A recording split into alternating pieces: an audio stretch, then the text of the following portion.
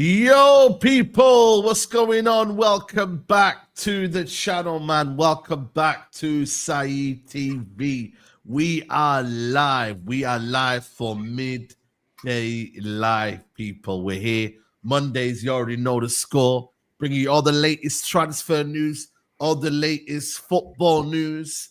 And yeah, man, we got a Newcastle fan here, my guy Pete from Loaded Mag TV. Make sure you lot subscribe to his channel. Links in the description. Welcome. I'm sorry it's under bad circumstances. I'm sorry, Pete. You do me dirty, man. You know you have. You know what you do. No, man. I know, bro. But listen, you're the main guy that everyone wants to hear. You're the new. I thought, let me get a proper Newcastle rep, man, that knows the club inside out and is very fair. Is very unbiased. But how are you, man? You good, bro? Yeah, it's all good, man. It's been a long time since I've been on the channel. Obviously, work commitments mean that it makes it difficult. But yeah, pleasure to be back, man. Just not the right type of circumstances to be talking Newcastle United right now. Come on, man. What are you doing to me, bro? Bro, listen, your club's doing it to yourselves. You know what I mean? Like, I don't know, man. The club's, you know what I mean? The Saudi ownership, you know what I mean? PIF is it, etc., etc. We were hearing some mad stuff. You know what I mean? So yeah, man, big up to you, man. Big up to you. Big up to yourself. We also got George in here. He's trying to run away from the cooking.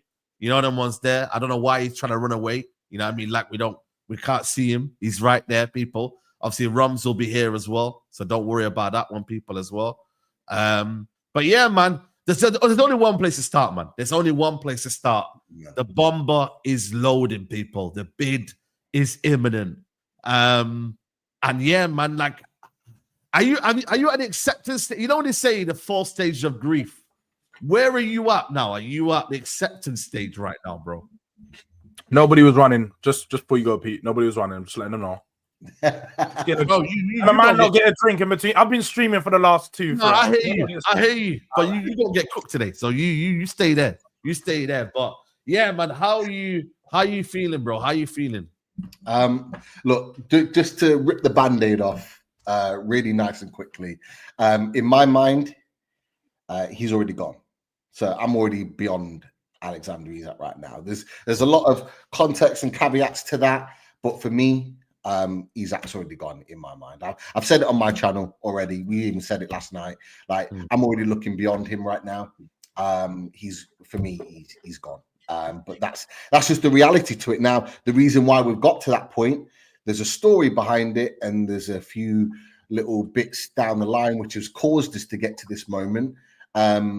But yeah, it is what it is. I'll be honest, like me and LB have been going back and forth for days now about this. Like up until it broke the other week, I didn't think I thought there was a small chance he'd leave this summer.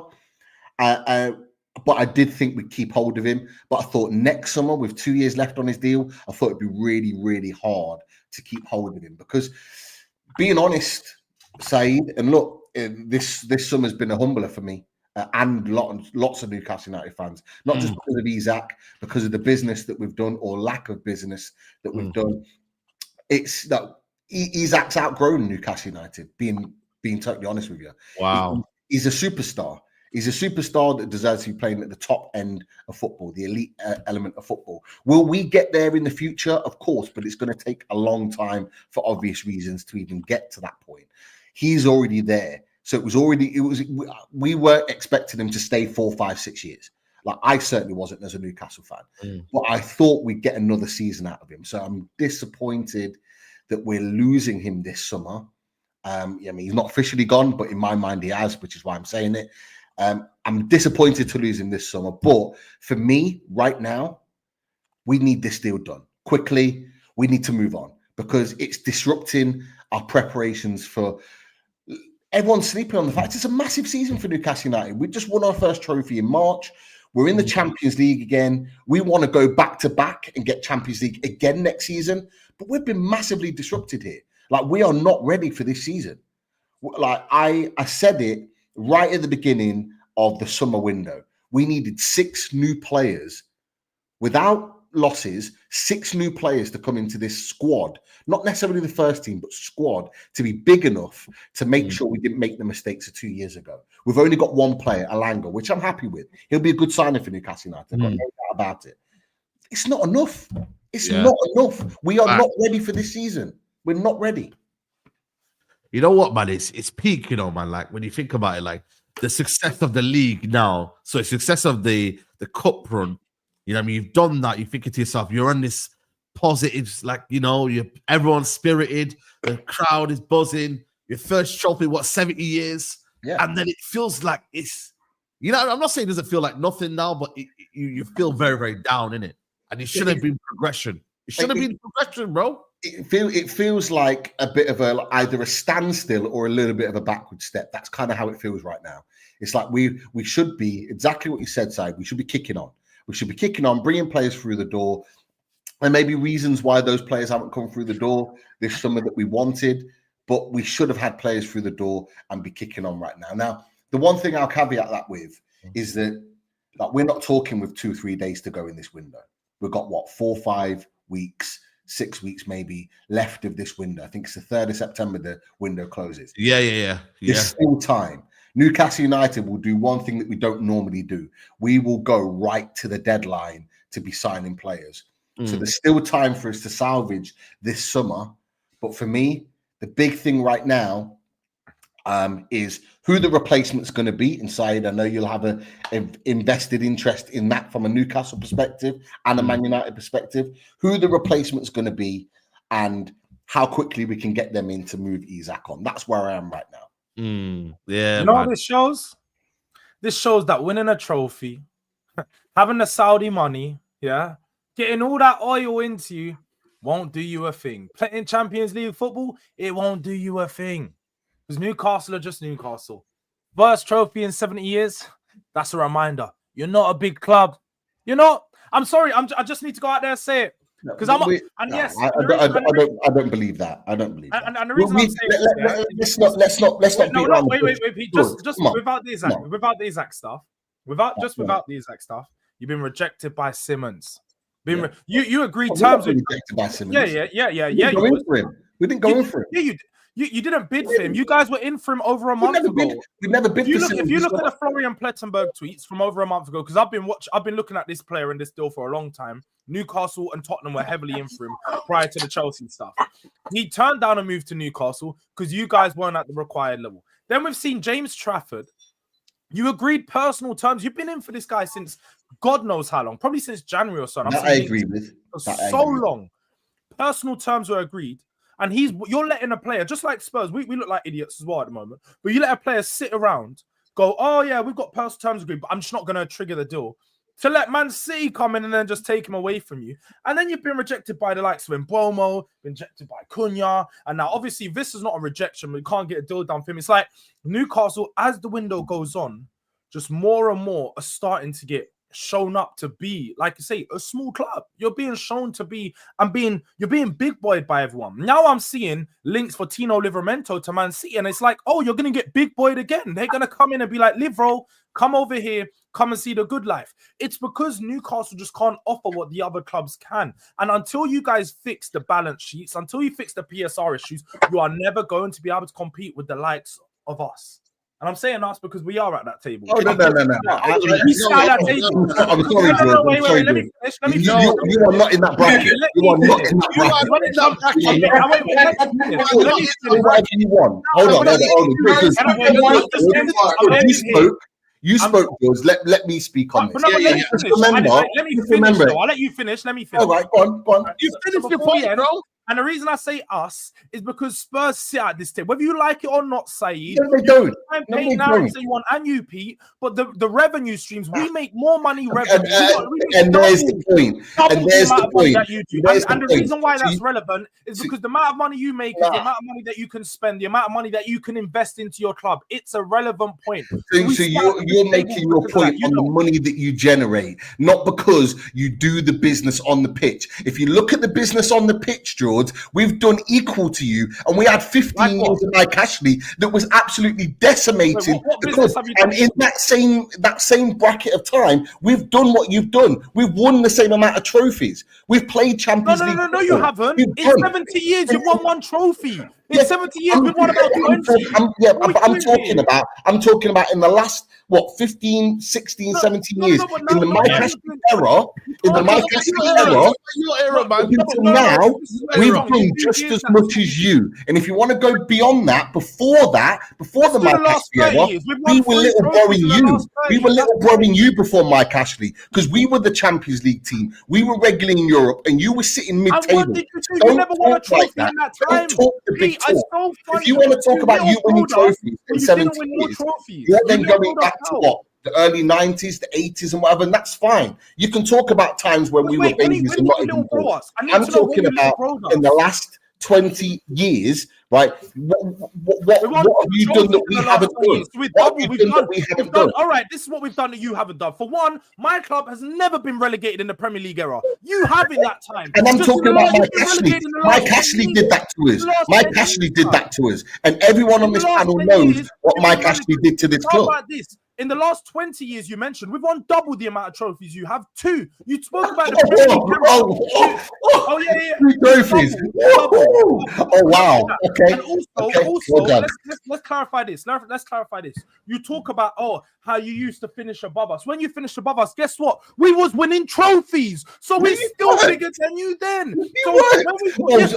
In 1999, you finished above us. Guess what? We won a league. We were regularly playing Champions League, and that's the thing. You've just used that as your bargaining chip to put you in the top 6. The fact that you were getting Champions League, finishing higher than us, revenues that you were using as an excuse. So what? Can I not use that? Can I not use that? You just spoke for 5 minutes, and now you're letting me have my talk. And then when I'm talking, so it's okay for you when I'm talking to go back and forth. When you're talking, you want everyone to be quiet. It work like that, George. Yeah, what time? Go on. If you're gonna have your say, let me have my say, and don't interrupt. Like it's just like what you done to me. We interrupted the trouble. That's what makes it a debate. No, I said I wanted right. to come back. I know you're losing the debate right now, but it's fine. I know you're Newcastle. It's hard to win debates. It's fine, but go on. No. See, this is the thing. Just little backhanded comments because you think it's funny, but the reality is you've just used revenue and finishes in the league as a justification for you being in that top point. That's what we were doing before you even became this top six. We was always bigger than you. We've had Mike Ashley, who everyone could admit completely decimated our football club. He absolutely did. And we've come back with the new owners. You say these new owners are nothing. The trajectory that we've been on in the 4 years that they've taken over this club, no other club has had that type of trajectory. As much as it's not elite and it's not up there fighting for titles right now, there's been a ridiculous amount of trajectory in terms of being, when they took over, we were bottom of the league, and then within 4 years we've not only got we've won a trophy, and our revenues are bigger and at a more rapid rate than any other club. If you want to use revenues, I can use that for our trajectory of where we were when Mike Ashley left the club to where we are now. Yes, we're not there, but we're only 4 years in, and as we've said, PSR and all that stuff is a restrictor. And considering we've done that with everything that we've had against us, I think we're still going in the right direction. As I said right at the top before you came on, we're not there yet. It's going to take time. This isn't a Man City or a Chelsea where they can throw money at it and they've got no restrictions. We have those restrictions, which is going to take our trajectory longer. But let's not beat around the bush. In the last 3-4 years, we have been fighting in the same levels as Tottenham, as Chelsea, as those teams. This is in our worst era. This is what you don't get. You're talking about fighting with Spurs in our worst era. How is it your worst era? Our worst. All right. So what? You've not played Europa League or Europa Conference League in the last 5, 6, 7 years. For one, you said most revenue. For one, the biggest teams in England spend more in wages than you guys have revenue-wise in a yearly basis. So when we talk about most revenue, you guys don't have most revenue. You're like 10th rated for revenue. Your revenue is so low. You guys can't bring in revenue. That's why you can't spend players. Our revenue is the next outside of the top 300k a week. You can't afford to give 300k a week because you don't make enough revenue because your club's small. So wait, let me go back to it. We can't pay the money. Being bigger than Spurs right now. You're bigger than Spurs in the last 3 years. When we've had in the last 3 years, we've had two of our worst finishes in the Premier League in the last 25 years. So yes, you've been better than Spurs in our worst era. And guess what? In our worst era, we still dunked on you. We still won a bigger trophy than you. We're still doing bigger business than you. I'm not saying my argument wasn't that we were bigger than you. I never said that at all. What I said is I didn't agree that you are in the same conversation as a Liverpool, as a Man United, as a Chelsea, as a Man City, who are year in, year out, winning trophies regardless, and at the top table, playing in the top level. That's the narrative. You change the narrative. Go back and watch the show. I said we sat at the big table with the big boys when it comes to even Saeed knows. That was my argument at the beginning. I didn't think you were in the top 6. You were at the same level as them. That's my argument. Yeah, they say don't throw stones from glass houses. That's a very famous saying, you know. And George, man, you've been rejected twice this season. What do you mean? You won first Mbumo, yeah, okay, and you didn't get the Mason group. What's his mama called? White deal over the line. Yeah. So at the end of the day, you cannot be talking this season. I don't mind. You cannot be loud. Why are you loud, bro? Again, why are you loud? You need to concentrate. Hold on a minute. You need to concentrate because you're stop aiming at Man United. You're speaking to me. Guess what? Last year, I gave you your pocket money. I gave you your change. When I sent you to the shop, you got me whatever I wanted. Last year, you didn't do anything. You was my little bro. You were my little bro. So remember who you're talking about. If you had to change, my little bro, you 4 times. You know what it is? Jordan ain't used to speaking like this. Jordan ain't used to speaking like this. So when he can, he's abusing it. He's abusing it. I don't get it, bro. I've always spoke like this. I speak like this to all of them. I've got smoke coming your way too. So don't. No, what I'm saying is, my point is, you cannot throw stones from glass houses. How can anyone throw smoke at Liverpool? How can anyone throw smoke at Liverpool? You're just arguing for arguing's sake. That needs to be maintained now. There's an expectation and pressure that needs to be maintained, and Roms ain't going to run from it. Because far too often, I know Roms, he says certain things, but he likes to run from the expectation. We are going to put the pressure on that you need to do stuff that you've never done before. Guess what? Back-to-back Premier League titles not been done. You need to do it. You need to win a Champions League with £400 million. It needs to be done. So the pressure will be on. But wait, I need to get back to Saeed. I need to get back to Lil Bro, because Lil Bro was someone. Where is George? When I tell you we're going to retain it, where are they? When I'm telling you we're going to retain it, what then? We've never done it, but have you heard the saying? There's a first time for everything. That first time is this season. We will retain the league. So you're putting pressure on me. I'm telling you, the pressure will be on you. What I'm saying is, but the thing is, guys, he's saying they've got Champions League football. He's saying we beat us. Why did you get Mbumo? Why did you get Eze? No, I didn't say no. You didn't listen. You got this. Is what we do on these shows far too often. You're doing a don now, and you're starting to. I'm not doing a don, bro. I never said nothing.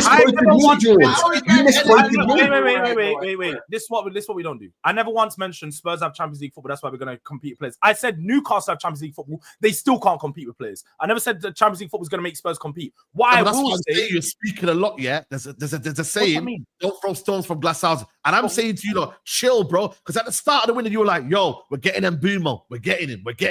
No. It didn't happen. Look at the Gibbs White situation. It didn't go over the line. I didn't want Gibbs White, so it's fine. I don't mind it. No, so like this is the thing. You still went for him. You still went for him as a big player, 60 million. You're asking about again me.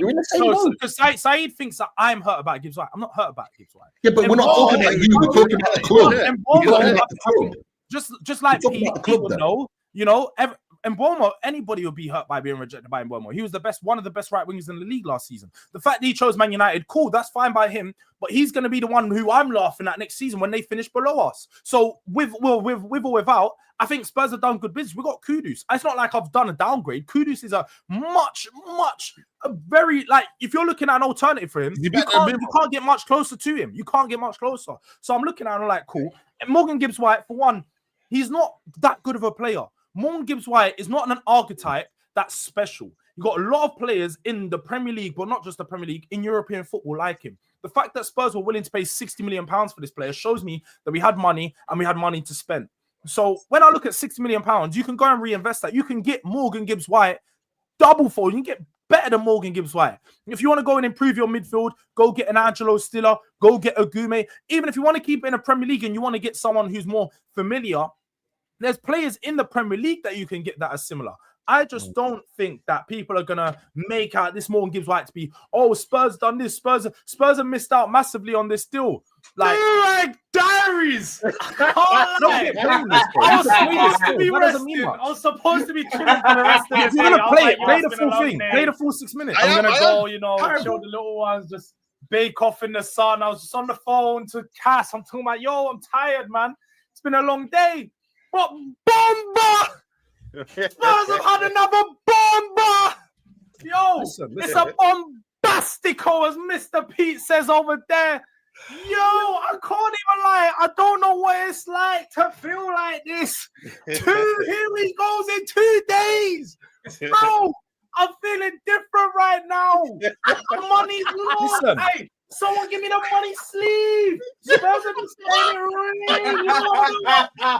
Wait. Was it for a second? Was it to Tottenham? Okay. Did you once hear me say I'm gassed about Gibbs White, or did you not hear me say here we goes in 2 days? No. Look at that video. Watch that video again. When you actually watch the video, what you hear right now, there's an absolute. You're not listening. You can say what you want to try to point score from MGW has been confirmed to Tottenham. Again, when you listen through the video, you hear me quite clearly say, I don't even want Gibbs White. I'm just happy Spurs have got here we goes in 2 days. I'm just happy that my club's moving different. I'm just happy to see my club spending money. I wasn't gassed that Morgan Gibbs White was coming in. I was gassed that Spurs are spending money. And guess what? And Roms, you know exactly, because I've seen you tweet as well early in the window. When you saw you're just like, I don't even care what players. I just got, here we go. And that's how it is. I've not been here. I have not been here before. You think my club does here we goes in 2 days? At this point, bro, we only have one player for Tottenham signed. Like, Wait, we had all of this. It's Joe, still only one. Joe, do you know guy. what we it have is? two. We have Same two. as who? Joe, Same do as who? you know what it We're is? in That that one. Chinese guy, right? And then We and have then two. the one that And our players about double the size. Joe, do you know what it Kudus is? Alanga. Do you Same know price. the difference between different me and quality. George? Yeah, I I mean, won't get different gassed. quality. Alanga outperformed Kudus last season. Yeah, So is he exactly. better? Alanga in the last Kudus. Alanga in the last 2 years, has got more assists than the likes of Is he better? KDB. Has got more assists than the likes of all of the top midfielders that we put up there on a pedestal as being the top level Brennan performers. Johnson. Is And he better? he's done that. Is he better? What? Is he better than Kudus? Who? Alanga. Alanga, what I've just said to you, exactly what I've just said to you. I know what you've said, and I understand what you said. And what I'm saying to you is that you have dismissed Anthony Alanga as being lesser than Kudus. You did. I asked you a question. I said, is he better? I said, is he better? And you don't even want to answer the question because you want to go on and talk about his numbers. I've already answered the question. I said he outperformed Kudus. I asked, is he better? That's not a yes or no. Yeah, that would put him as a better player, yeah. So you think he's better than Kudus? I think he's better than Kudus, yeah. Alanga's better than Kudus? Yeah, he's outperformed him last season. 27 minutes. Listen. Say less. All I'm saying is that right now, like it's mad, isn't it? Am I wrong? That was wild, by the way. That was a wild 30 minutes, man. You lot smash the likes for that video, man. Like you lot, like this is madness, bro. Like we just. I just need to debunk something George said. Yeah, I will only get gassed over here we go if I rate the player, and there's proof in the pudding. When we signed Frimpong, because I wasn't his biggest admirer, I wasn't getting gassed over that. Kirkez, Ekatike, Isak when he comes. Sorry, Pete, I'll be over the moon. But when I'll only get gassed over here we go if I rate the player. If that's club sign a player I don't necessarily rate, I'll get behind him and whatnot. But I'm not going to be gassed. Listen, certain things, what's unlisted doesn't need to be said. You were gassed about that. Here we go for Gibbs White. You was because you went up and reacted. Like you can't do that if you didn't watch the video. Watch the video. What I'm not gonna have is guys paint narratives that aren't the case. Anybody? Because I was. No, the only reason why? Because I was live and Wolfie will tell you. You know why? Because Wolfie will tell you. I was live with Wolfie as the news come out on 12th Man with Dan Potts. We was live. We were doing the.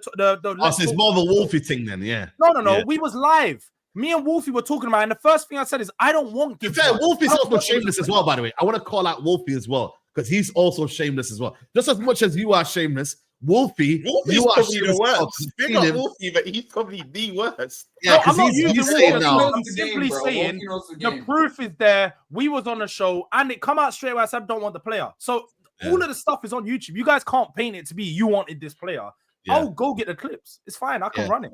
By the way, I just want to introduce. No, bro, I know you came into a madness, but big up to Joey, man. He's just joined us, people. For those asking, he's a Chelsea fan. Make sure you follow him on Wab Sports. Is it Wab Sport? You get me? Description will be there. You get me? So make sure you welcome him. Chelsea fan. Obviously, George is in Santorini. Apologies, I thought he was back by the weekend. Don. So apologies, Don, if you're watching.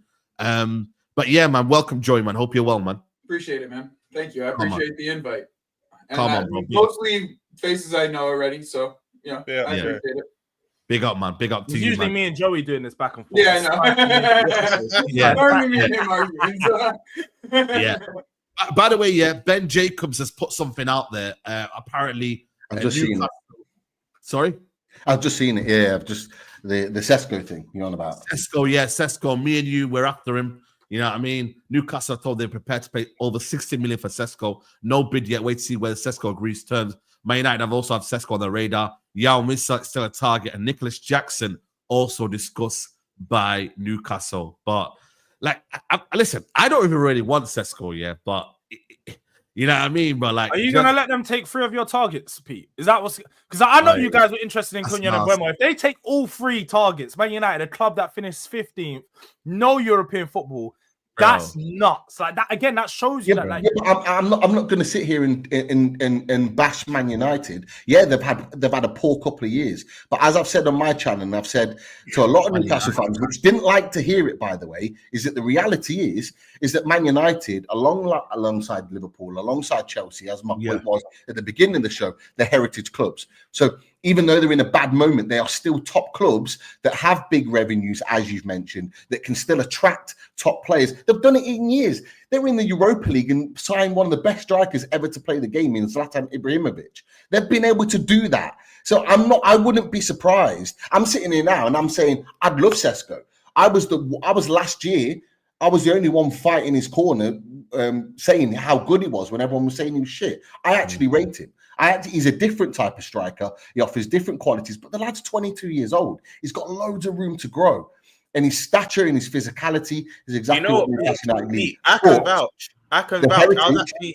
I was actually on that show. I actually remember on your channel, everyone was cussing Sesko, including myself. I don't really rate him. And you're like, you know what? He's a player there. So even before all this Isak stuff, you actually have been an admirer of him.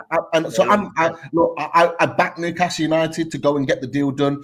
For me, it should, where we've been really hesitant in deals this season with Pedro and various others and not wanting to pay the money or not wanting to pay the wages, we need to just pay the going rate and get him in my opinion. Because, and I have to say, more than people expect. That's my one thing that I do want to make sure that I say, because I do have a little bit of insider information in Germany that I personally speak to people about, and like they're not gonna budge on this number if Simmons moves. So like this whole idea that like you're gonna get him for 60 million, like nobody's been able to get him for 60 million. Arsenal went in for him for 60 million earlier in the window. But also the terms of this deal are like upfront, like you paying money upfront. Like it has to be somewhere around 40 to 50 to even start the conversation of upfront money, and that might increase to 70 or 80 million, like total. So and that's been the whole issue. That's why Arsenal ended up going the Gyökeres route, because the terms were much better for them to be able to accomplish. You know what? That's just my only worry, and it's kind of the same thing with Nico Jackson. We probably would want some pretty. Our local journalists have actually said the same thing that you've just said. There is that actually it's not a case of the fee that you pay; it's the structure in what Leipzig wanted, which is causing a lot of problems for why Sesko's not already left the club right now. Yeah. Well, as I've said to you boys, Newcastle are now in a situation, and look, Roms, I know you're sitting pretty right now, thinking that he's actually the door. And personally, I think I've said it at the top of the show. I think in my mind, Isak's gone. And my mind's already prepared for him to leave and go to Liverpool. However, what I do think Newcastle will try and dig their heels in is to say we have to get Sesko if we're going to release Isak. So for me, if we don't get Sesko, I think Newcastle are going to make it extremely difficult. And even if it upsets the player, I think they're going to make it extremely difficult for Isak to leave the club. Do I think he'll leave the club? I do. And I think we've got a good chance of getting Sesko. We've got to act fast, because if Man United are wanting him for the reasons I've just said a minute ago, heritage club, big wages, he will be enticed by going to that club because of the stature. And Remo's another one that made the move. Mateus Cunha, another one as well. We've got to act fast. I literally said this the last couple of days, right? Last week on Midday Live, I said for me, Isak will probably be a Liverpool player by the time we play Palace in the Community Shield. However, I said the only way this signing drags out, because me and you both agree, I think when it's all said and done, he becomes a Liverpool player. But I did say in the last coming days, the only way he doesn't become a Liverpool player quickly or within the next week or two is if Newcastle hold out for strikers, which are well in your right to do. You want to get your strikers in first before you receive the money. So I agree with you on that point. I feel like I do think. Do you think that people are going to try to, like, not for nothing, right? Like in business, when people see like a big chunk of money coming into your account, and they know that chunk of money is coming into your account, like they're probably going to try to extort you, bro. Like they're probably going to extort you for. Don't you think that's already been happening to Newcastle? I think that's already been happening to Newcastle as to why they've not gotten so many like big high level deals done over the last couple of years. Like, I think since you've had the investment, clubs think you've got so much more money than you have, and that's why whenever you're going for deals, it's a lot longer than other teams. I agree with that long term. Since the owners have come in, this is why we've stepped away from so many deals. It's because teams, like when we approach clubs, they're putting an extra 5-10 million onto the price, and we don't want to be that club. We've got, Man United Saudi tax been burnt. Give me that Saudi tax, man. It is the Saudi tax, and the club have even kind of talked about that openly. I think this summer's been different though. I think this summer we've walked away from deals that we had the money to put down. And the reason being is what I said to Saeed at the top of the show. I wanted 6 players in this summer. We needed 6 players in, not just first team, but squad players to be big enough to go on 4 fronts. And I think what Newcastle are doing is trying to get the best value on each player to ensure that the money spreads. And what I would have done, and I think what other fans would have done, particularly in hindsight now, is the likes of João Pedro. When we had 2 or 3 weeks on Chelsea to get that deal done, before they were even interested, we should have put the money down and gave Brighton a decision. Because we dilly-dallied, we messed around, we were just not doing anything to really see the deal through. Chelsea have just decided in that moment, we're going to go for him, we're going to bid for him. And within 3 days, he's already on his way to America for the Club World Cup. That was where we've lost out there. The one time that we didn't do that and we were more ruthless with the deal was Anthony Elanga, who managed to get that done. We need that same ruthlessness again with Sesko. We cannot get past Friday this week without a player like Sesko through the door. We cannot afford to do that. It has to be done. Like, I'm sorry, like, I love him to bits. He's a good young player which has potential, but playing pre-season with Willis Sula up top, it ain't it. It ain't it. Not for a team in the Champions League. It ain't it. I'm not even really bothered if you go and get him. It's not one that I'm losing out on. Like, yes, he's a talented player, Sesko, but I'm willing to go more for a bit safer option because we've tried the whole potential. I'm willing to go for a Watkins or a Mateta right now. This winning right now. You know what I mean? Obviously, it's gonna be fun at the time when, you know, he rejects Newcastle and whatnot, and there's going to be this whole, you know what I mean, whatever. Don't do that to me, man. Come on. You know about rubbing salt into the wound, bro. No, I'm saying that it's going to be that. There's going to be that banter because we have that little bit of rivalry. You know, when you said a team called United and all of that stuff, you know what I mean? But really and truly, I want a bit more of a safer option. I do want to say one thing about Newcastle, and I always have to say this to every Newcastle fan that I ever go on stream with, okay? Like, I'm sorry. Like, I'm sorry I have to do this to you. Like, it is what it is. All right. Like over the last, 5 years, bro. Okay. Like, you guys came in with this, it came in with a bang. Like, every year you guys came in, you got a 70 million pound player in the building. Like, you guys got, you know, and then you guys wonder, well, where's the rest of these other signings, right? We had a 70 million, and then we needed a couple more. It was always we needed a couple more after that 70 million. And then you sit yourself, and then you sit here and you wonder, you as Newcastle fans, oh, why can't we just keep on spending? Why can't we just keep on spending? Well, then at the same time you complain about Elliot Anderson and Minty being sold. Well, you know, in business, you can't just go, I'm gonna just keep on throwing this on top and then not have the other side go out the other way until it is sustainable in both ways. This is what you are going to continue to see. I don't care how big your stadium is. I don't give a shit about none of that shit. Okay, I don't care until you see the other side of the accounting sheet get a little bit more filled. This is never going to change. You're going to continually have these type of situations continue to come in front of you. And that's like the nature of what your football club is. And the same thing goes for Villa. Villa makes the other side of the balance sheet. It needs to be filled up too. Otherwise, you are going to be here next year and the year after that, the year after that. Joe, that's why Chelsea fans were getting so frustrated when all of us rivals were saying £1 billion bottle because none of us were recognizing that you were also selling as well. You were actually doing both. That's why you lot were getting so frustrated. Yeah. Big up that. So that's the one thing that I just until that side that these clubs that are trying to break into the fold of it, right? Like the fold of it. Until that other side of the balance sheet starts to get a little bit more filled up, this is where they're at. You know what, Joey? You're actually talking facts there, and to be fair to the club, for the last sort of year, they have been dropping that into a lot of messages out there to the fans.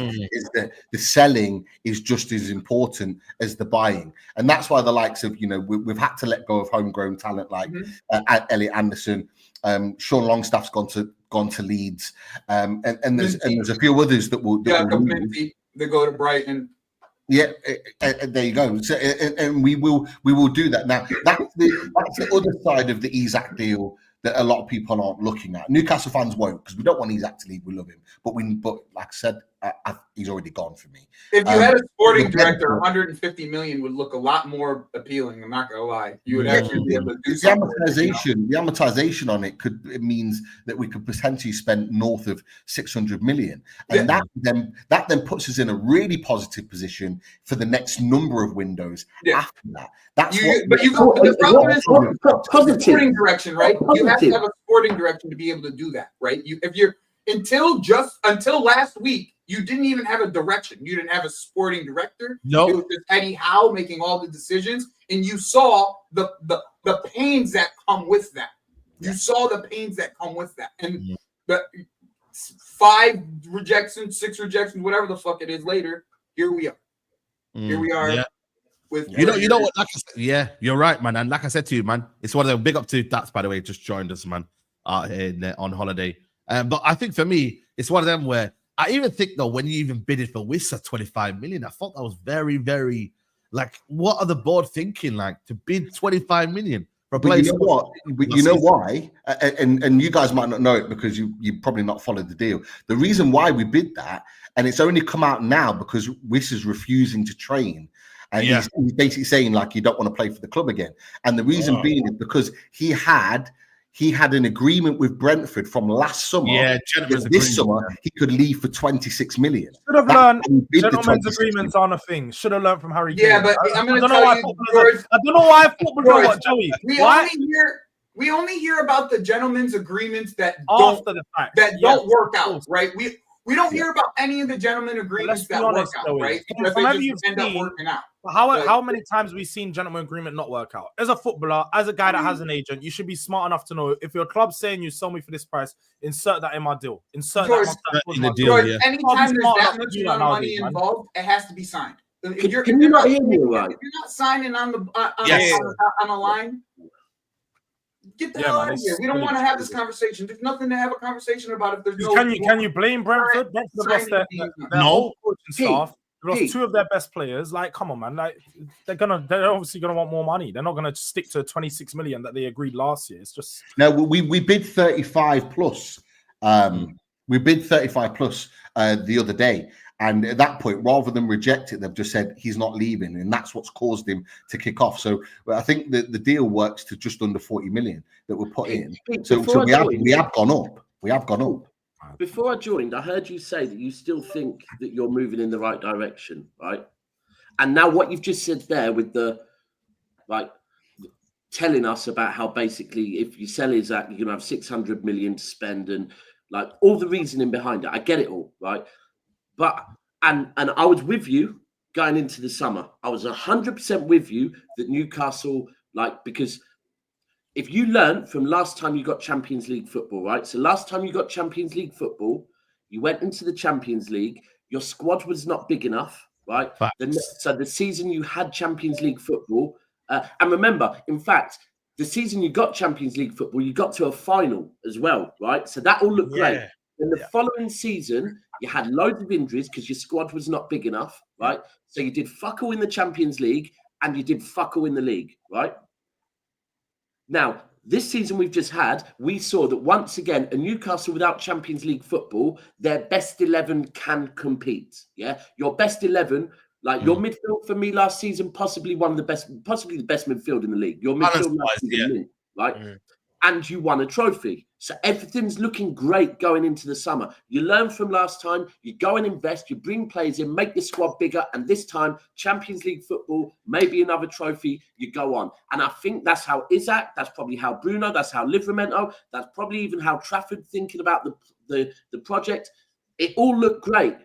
Your board has fucked up, bro, and now it's not the same because now you're talking about, right, so the minute Isak's head's turned, right, if Isak's head wasn't turned a week ago, would have Trafford actually have just gone, nah, you know what, I want to go Newcastle? Maybe, right? Would you have Livramento now saying, well, actually, fuck it. If my man's leaving, then maybe I'll go. And this is the whole thing. Now, I disagree with you. You're not in a good position. If you sell Isak 600 million, it's all great having 600 million, but by the looks of it, everyone's rejecting you. So you've got 600 million. Well, you've got money already. Like, what are you going to do with that money? because no one's coming to you. I think your club, like your owners, have fucked up badly with the sports director thing. Like, and that could take you years to get back because it's taken you 3 years to get here.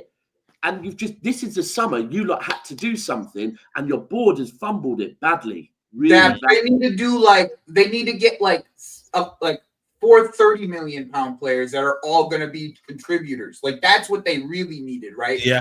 They needed a few, maybe spent a big chunk on a striker, like 50-ish on a striker, like Pedro, for instance. Getting Pedro would have been the perfect caveat to all of this, right? If they ended up having Pedro sitting behind Isak at this current moment, and then Isak left, they were already been sitting there with Pedro, and nobody would have been upset.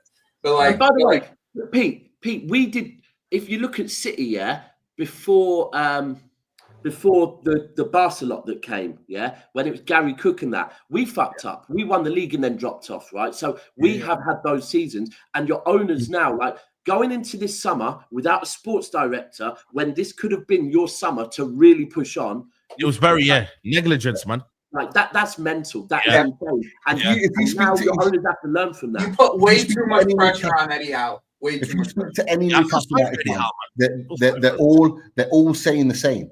Is that then they're not looking at Eddie Howe. Eddie Howe has been doing the sports director's role, as you just said, and the managerial role to prepare for the season. He's doing jobs that he should not be doing. Like he's not capable of doing the sporting director's role, and he shouldn't be doing it anyway. Everyone's looking up to the board.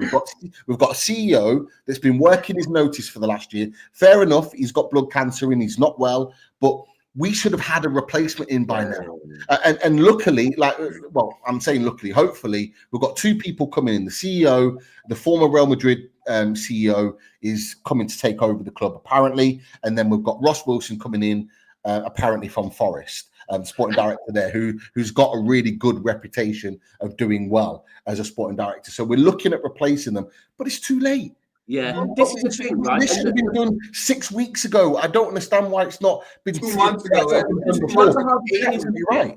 If you think about it, so, and anyone correct me if I'm wrong, but when we talk about PSR, right, that's only on footballers. So we get you can't spend the money on the footballers, but the one thing you again, correct me if I'm wrong, but you can spend the money on members of staff to do the job, right? Yeah. And you've got all the money in the world. Your board's taking their eyes off the ball badly. I don't know what's going on with because generally Saudi investment fund are mint, but this one they just made a calculated error in this case, right? Like they're like, all right, all these people that were part of this project, they either want to leave or they're getting a new opportunity, right? So now the one guy that we feel like is the constant is Eddie Howe. So let's put faith in him instead of trying to find someone in a rush, right? And realistically, they should have found someone in a rush. Like it should have been first priority to get that done before the window. I agree.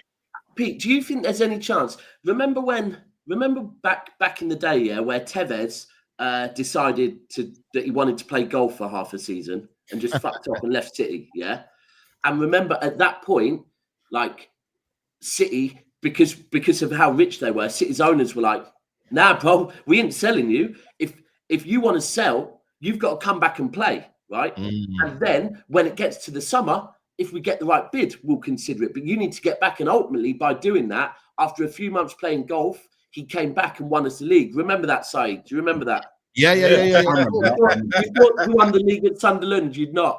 Yeah, you thought you were the champions. You're wrong. You're not. Right. Yeah. So, do you think that your owners, Pete, might do something similar with any of these players and just go, "Nah, we're not selling you. We don't have to." I talked about it before you came on. I think Sesko is massive, and actually, it's good we kind of rewound back to this point because I think it's massive for two reasons. The point that you just made about the summer and how things have been going with the transfer window, getting a big signing like Sesko in the door saves a little bit of face, just a little bit, by getting a player in like that, because it shows that we can still attract a big player with big potential into the club. So I think that's important for that reason. I also think Sesko, or Sheshko, as what's been reported in the chat, I always get his pronunciation wrong, but Sheshko. But I think Sheshko is crucial to the Isak deal, because I do think Daps, you made a good point, and I do genuinely think that if we don't get Šeško in the door, that I think Newcastle will dig their heels in with Alexander Isak. I know there's a few Man City fans in the chat about Livramento. I don't see Livramento going. Same update as Plettenberg, pretty much. Same update. He's not really said anything new. Is it a Šeško? This is the link here. It's a channel, man. To boost the YouTube link, but he's just saying. He's trying to get paid, bro. This is his get paid, bro. Yeah, man. Bro, this like I work in sales. There's a hot season. There's a hot season for me too. I'm this is his season to get paid. Let him get paid. He's doing his job to get paid. Saeed, can I just say, he's doing what Saeed does, isn't it? Saeed, can I just say on that? Can you put that back up again? Man. Saeed, can you just put that back up again? Can you just let me put it up. Can you put that fab thing, because I just want to make a point on that, because I think this is it's really important. Like Newcastle, I think because we've been burnt so much this summer that they are literally waiting, and it says there that they're ready to bid. So we're ready to pay, I think, what Leipzig want for him, but they need to know that Šeško wants the move, or Šeško wants the move. I think because we've been burnt so many times this summer, I think Newcastle want. Do you really want me? Do you really want me? And this is the thing: they want to know that it's a sure thing before they stump the money up. Just saying, big clubs don't ask twice. That's the crucial. Why? Why didn't you? What's he saying? Grizz is calling me, man. What has he called me? He wants a bomber, and we got a live bomber on the thingy. Yeah, Chris. Let me put Grizz on the line, man. Apparently we got a bomber. Let me hear this. Got a live Grizz bomber. Sorry, man. I didn't know you're live. I didn't know you're live. Oh, so you're not gonna give us a bomber then? Now what's going on? You can't just call me and then now put something in the chat there. Isak has agreed personal terms with Liverpool. Liverpool are about to make the world record bid this very week. I thought I announced it on Saeed TV. World record bid. Personal terms have been agreed. British record.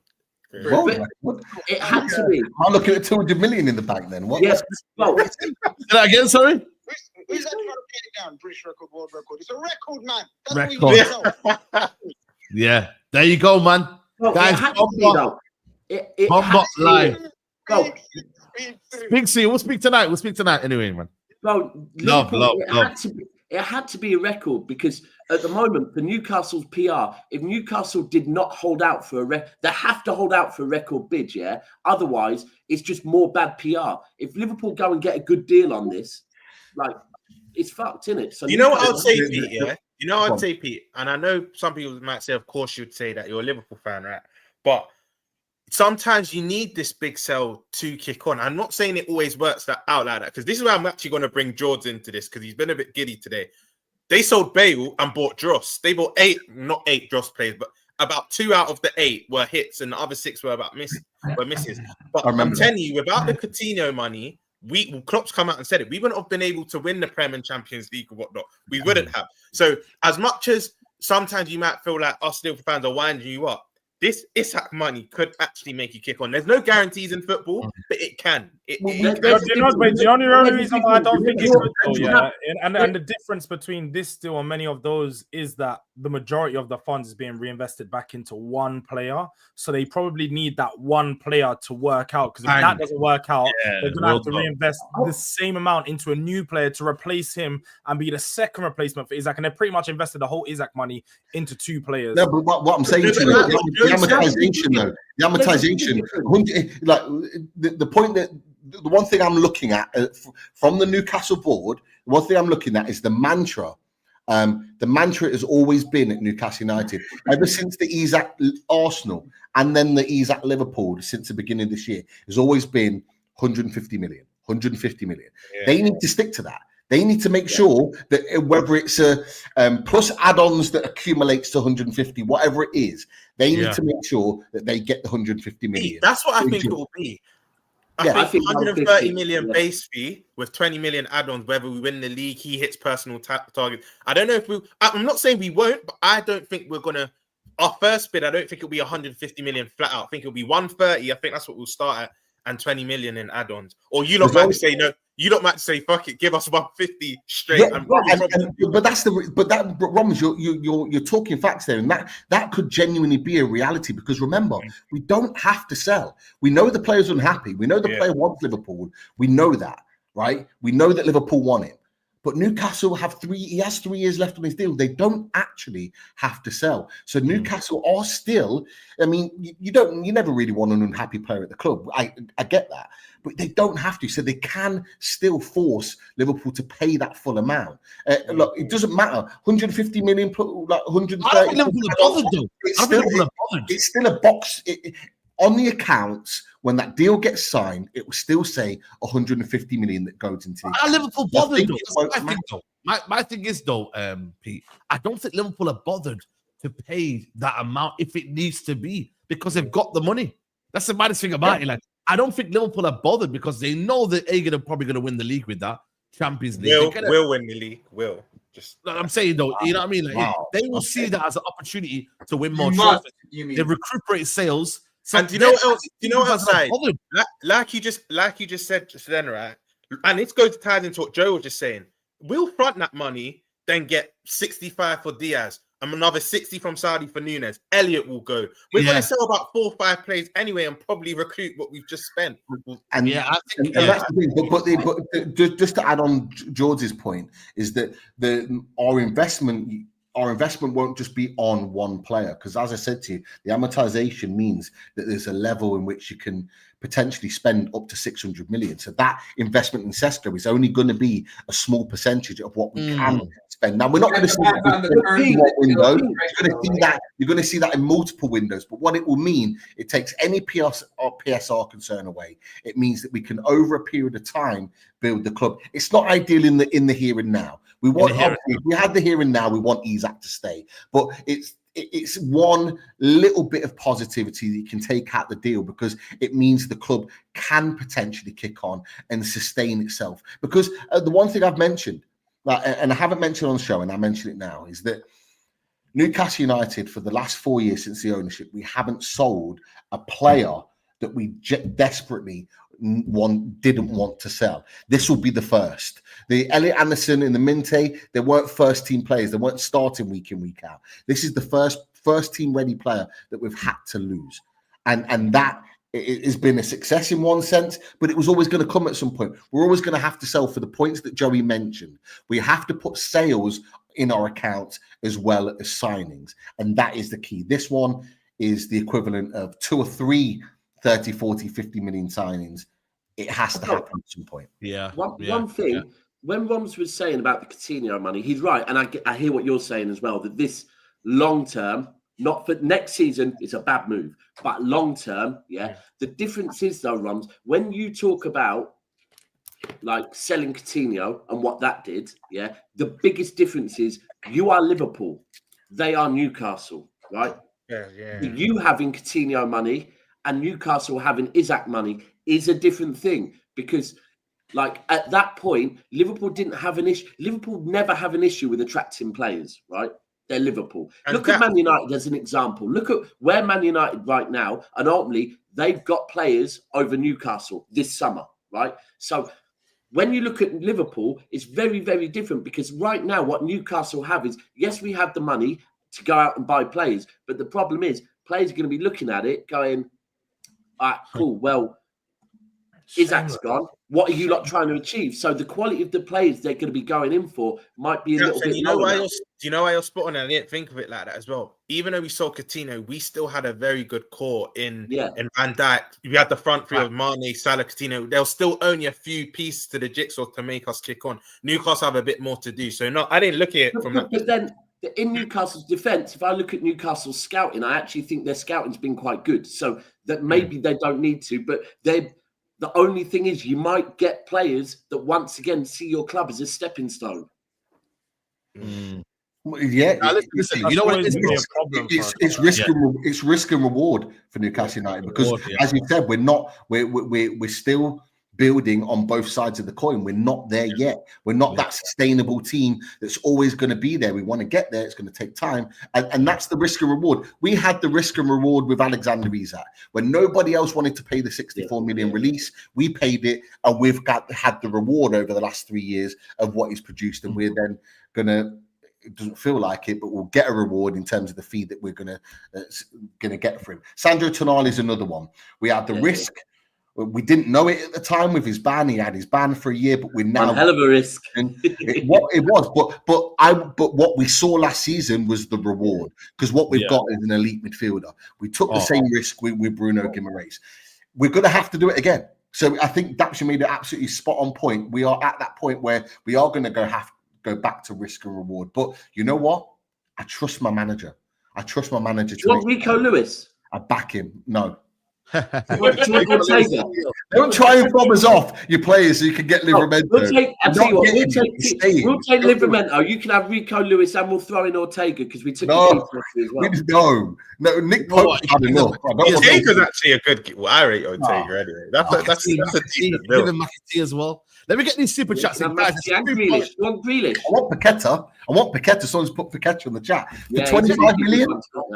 I want him to join his Brazilian brothers, man. I want him to come back and create some samba music. I want Grealish. I've got corn for it, but I want Grealish.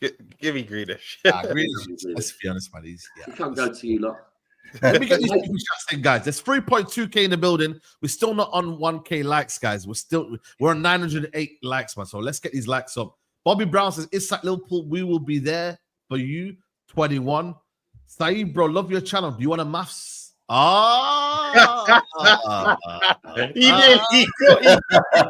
nearly got me. I was that close to reading that one out, and I've been done before. But we. This is Supreme Leader. You're not Supreme. Spurs for Newcastle is now the window shopper derby. PIF has spent more on Ronaldo than Newcastle. Mid versus mid, move on, please. We're tired, fans, says Angel. Isak gets sold, then Newcastle can spend 600, 700 million, so man can splash money at it.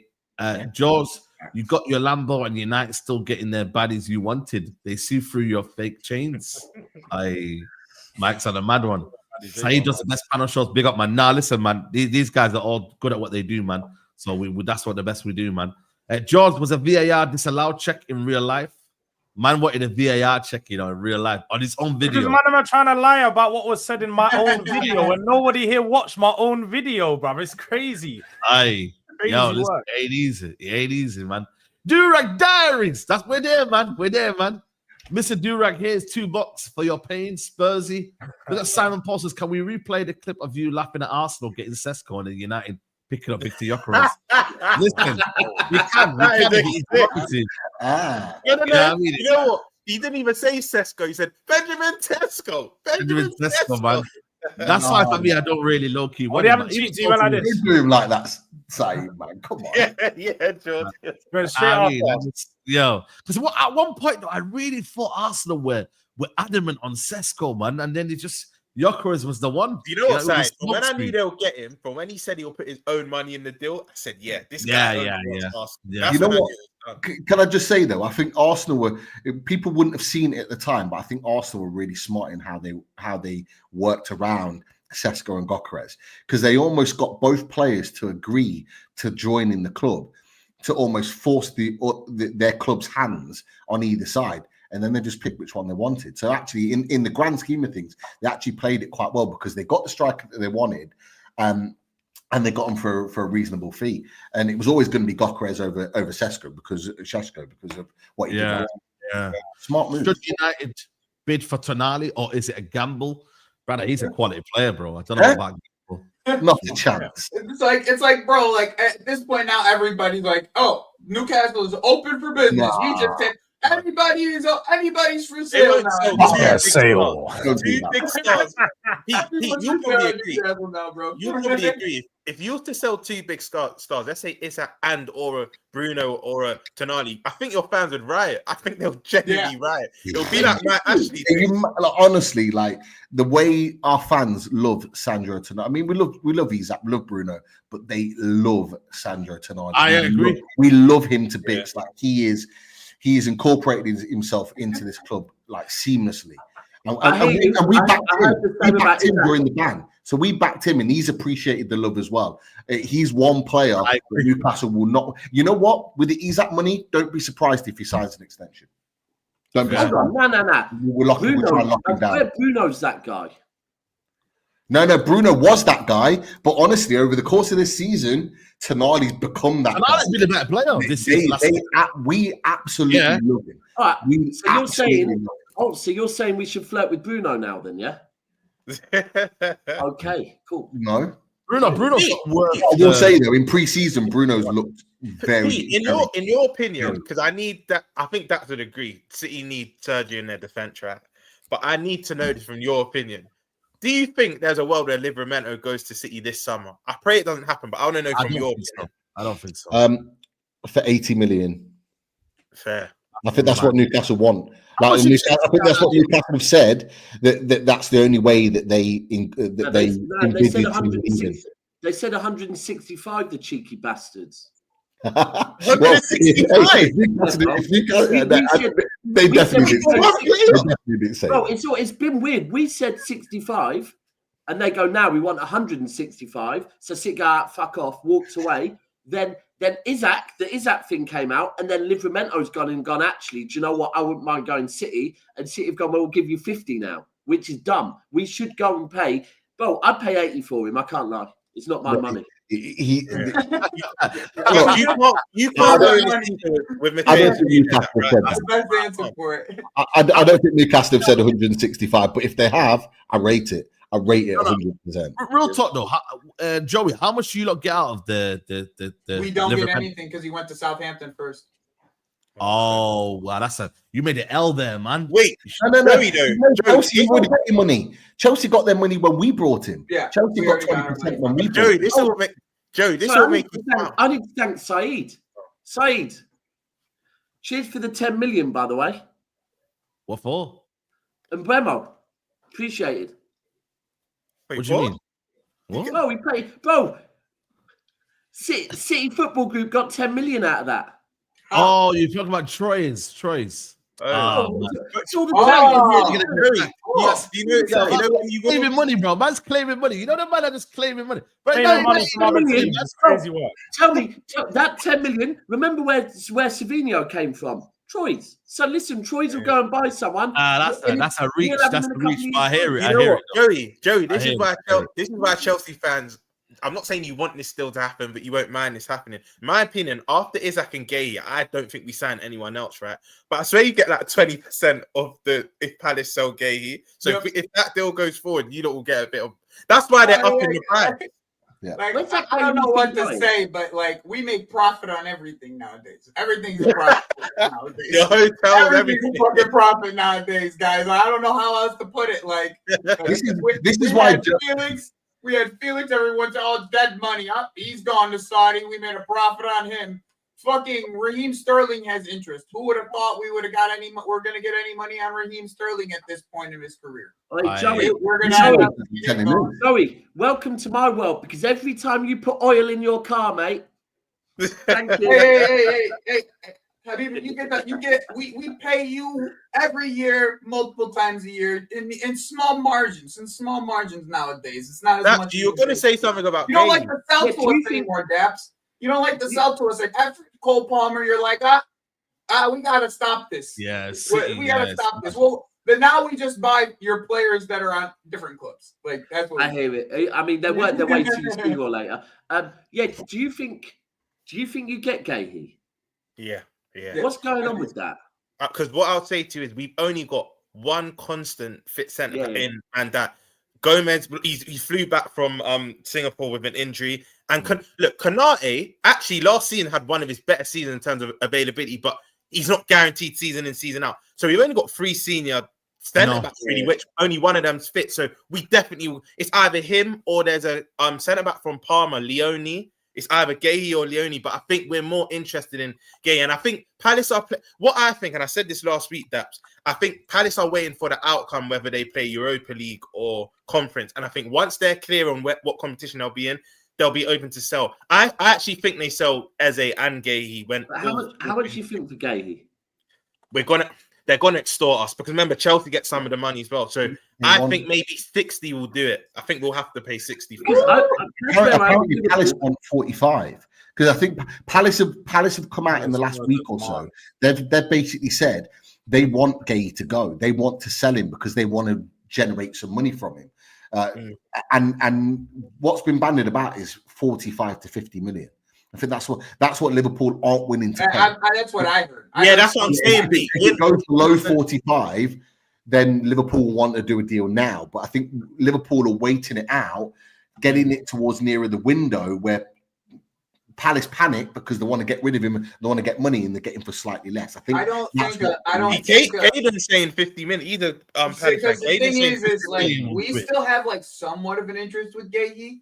Like if for some reason they do bid something low like that, like in the 45 range, Palace only get 80% of it. Exactly. So like we could go bid 81% and get the player. Yeah. Because I think you have a buyback clause, Joey. You have a buyback. But I mean, with the 20%, with that 20%, bro, like think about it. Like if you pay them the 45, which is 100%, and they only get 80% of the money, we could pay them 85% of what you paid them, and they would still be happy because we won't get the sell-on clause. You know what I'm saying? The thing is, with you guys signing Joao Hato, there'll be no chance for him to even. I don't think. What I did hear, we're going to sell a couple center backs though in the next couple weeks. So Hato, man, he's young because he's left-sided as well. I can't see him and Gahey both coming in as left-sided. I agree. I'd take Chalobah off you, Trevor Chalobah. I thought he was excellent for you last season. He was a really good defender. Yeah. 40 million euros is a good deal, by the way, for this player, knowing that potential he's got. You know what I mean? What? Are you not a little bit right? So you've said it now, so I'm going to hold you to this. You're very confident of something that you haven't seen in your lifetime, which is your club retain the trophy, right? Yeah. So correct. You're confident. I get it. Yeah, you're the champions. You should be the favourites. The amount you spent, but my concern at the moment with my club, is defensively. 100%, right? And I'm not saying we have to buy someone, but Pep, like everything is on Pep. It's not on the players. It's not on the players we've signed. We have a small squad though. Huh?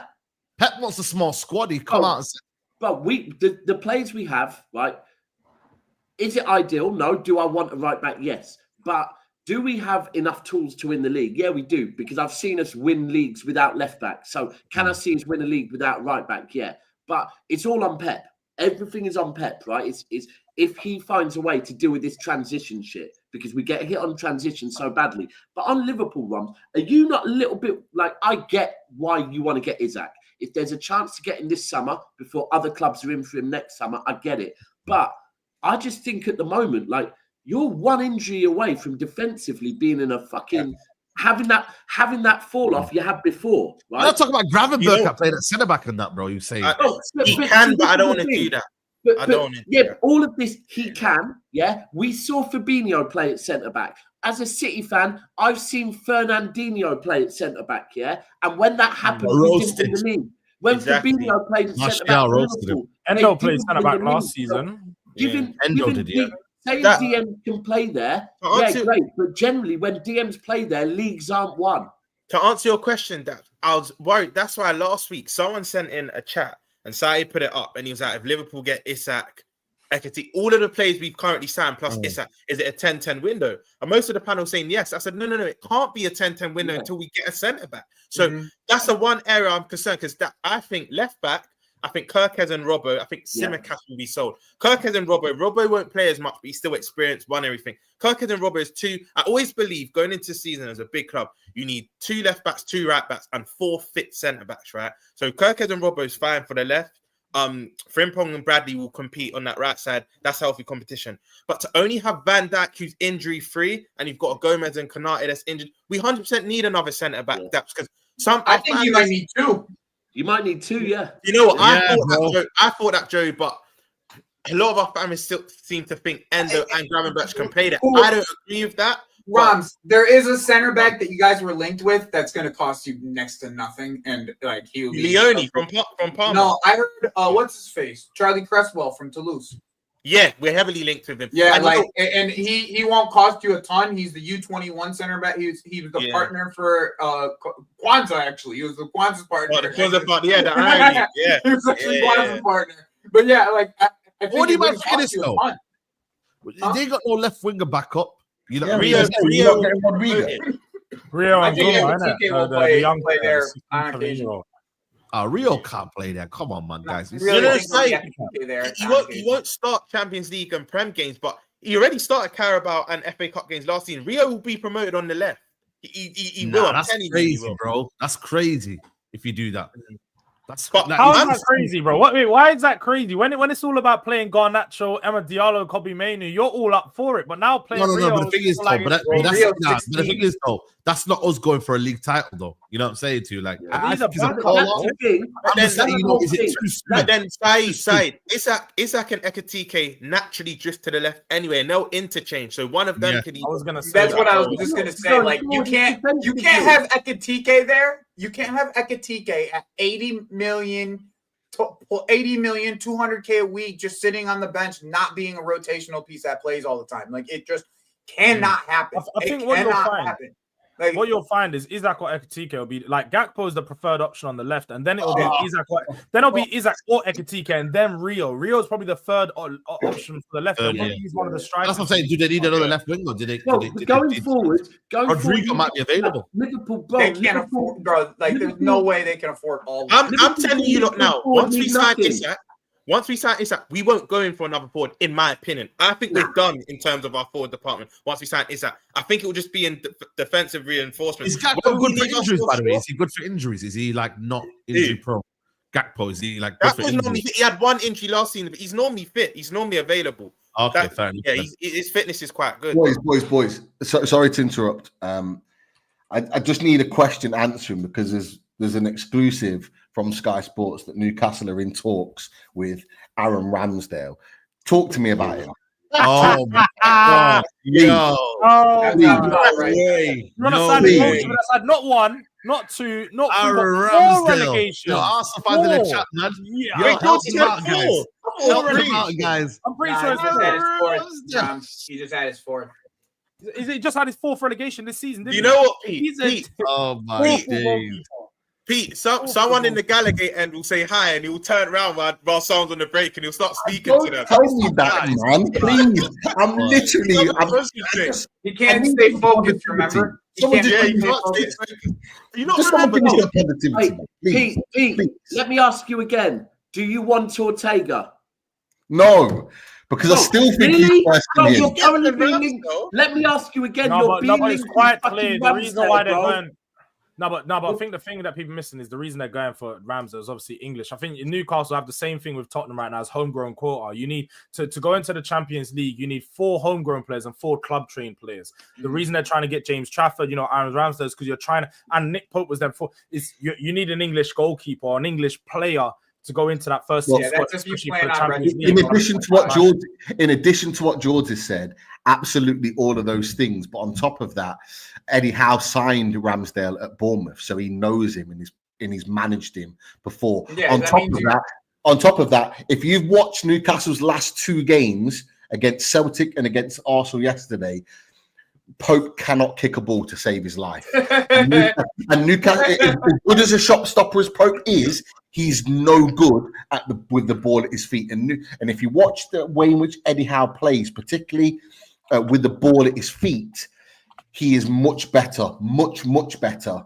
I don't think he's that bad, to be honest. I'm just processing it now, and that's my mindset of why we're going through. I don't think he's as bad as people make him out to be. I wouldn't want him as my number 1 personally. Like as a Chelsea fan, I just wouldn't want him as number 1. But like for where you guys are kind of at, It's not that bad of a deal. It really isn't. Yeah. There's an argument he's better than Pope. Would you say he's better than Pope? Yeah, he is better than. No, he is better than Pope. Pope is an absolute disgrace, bro. He's Do you know what? Pope is a cold shot stopper.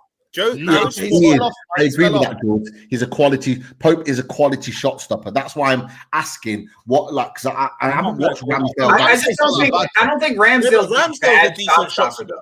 Yeah, Ramsdale's a decent shot stopper as well. It's just his concentration. But Ramsdale, if you actually look at like him, especially at Arsenal, his shot stopping is quite good. Like, this is one thing I'll say to Ramsdale: his shot stopping is good, but his concentration, he can't really come out. He's not that commanding when there's crosses and corners. He likes to parry it, and then next thing you know, he parries it to someone and it's in your net. But shot stopping, that's why I agree with Joe. He's not as bad. I know I've laughed straight away, but he's not as bad as what people say. But he just can't concentrate. I remember he did I think it was Budweiser or something. He did like a show with Ian Wright, and he's like, sometimes I just get distracted. And Ian Wright looked at him like, what the hell? Like, you can't get, I don't know if you don't remember, but he's like, you can't be getting distracted. But yeah.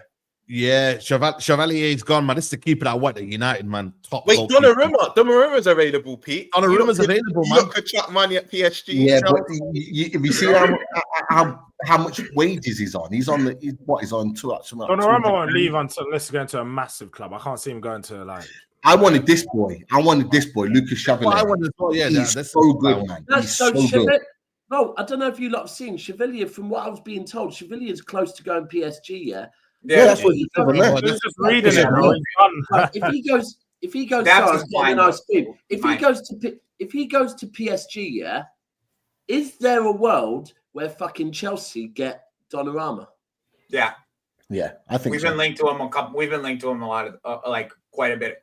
And you win every penalty shootout. Every penalty shootout. If you want to win the Champions League, yeah, get Donnarumma. Telling you now, he has mistakes in him. He has a lot of mistakes. You not win the Champions League or not? Talking of penalty shootouts quickly, yeah. Did you not watch the? I presume most of you watched. Yeah, big up, yeah, man. Yeah, big up the line. Big up Hampton. You know what? Pick them up. I didn't watch it though. As an Englishman, yeah, that has grown up, yeah, watching our fucking nation fail in penalty shootouts constantly, right? Big up Hannah Hampton, man. Bro, that England women team. Quarter-final, semi-final, and final winning on penalties. Yeah, their mentality is different. Big up like, them, man.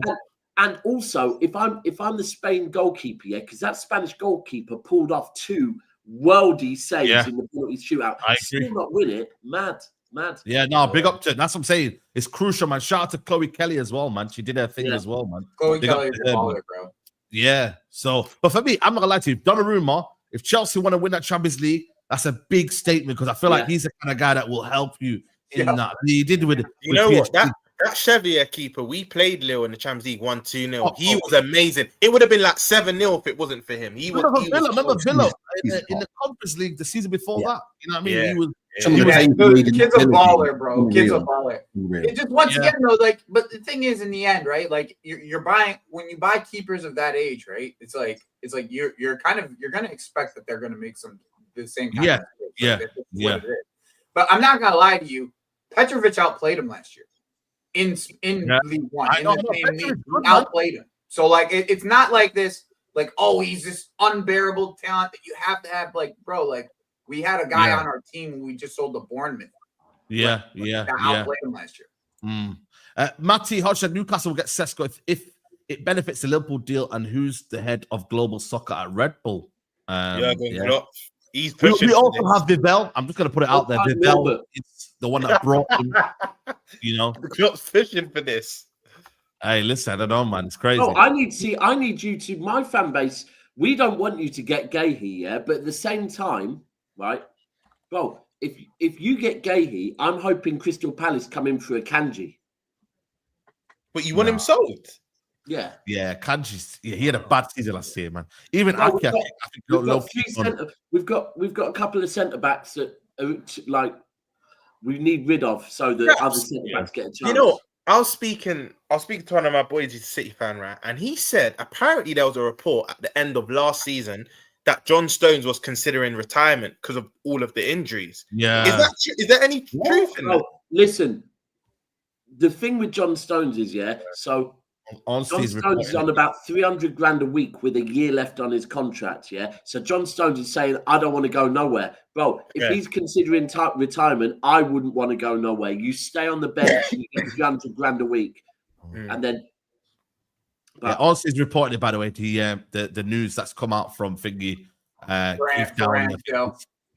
Yeah. You know what? Loan with option to buy. Loan, that's not that bad. That's not a bad deal. Yeah. You know what? When we're not spending any money, I'll take that. I'll take it. You know his record with relegations, right? I'm just saying. No, but no significant fee. No, you are spending money. Loan with significant fee. Yeah, significant fee. Have you guys seen this? Have you guys seen this Tottenham link with Rodrigo? Like the series. Bro, they ain't getting Rodrigo. Look at it. Like, look at his scrolling through Twitter now. Hold on, look at this guy, treat this guy, but putting Kobe Maino in his titles and that. He don't rate Kobe Maino and that. He's saying, again, wait, Saeed, no, Saeed. You know what I'm gonna do? I'm gonna hold up the whole show when you start lying about my name and that. I said him. I didn't say I don't rate him. Don't lie now. Don't lie. No, but he said he won't get into your team. If you don't rate him enough for you to not. We take your players and they come and sit on our bench. What if he doesn't make your team? You're not going to make our team. The thing is, if you deep it, with Rodrigo, right after the Club World Cup, it's pretty fucking clear he is not starting no minutes for Real Madrid. Yeah, he's getting chump change out of Real Madrid in minutes, right? Liverpool look like they're getting Isak, right? So Liverpool ain't going in for him, right? Arsenal have got Noni, and I'm sorry, I don't care. He's playing left wing for Arsenal next week. Yeah, they look at Eze as well. He's right. Yeah, exactly. All of a sudden, now Bayern look like they're getting Diaz. It's getting to a point where if you're Rodrigo for your career, if a team comes in that has Champions League football, look at this guy. Oh, I'm just saying, you know what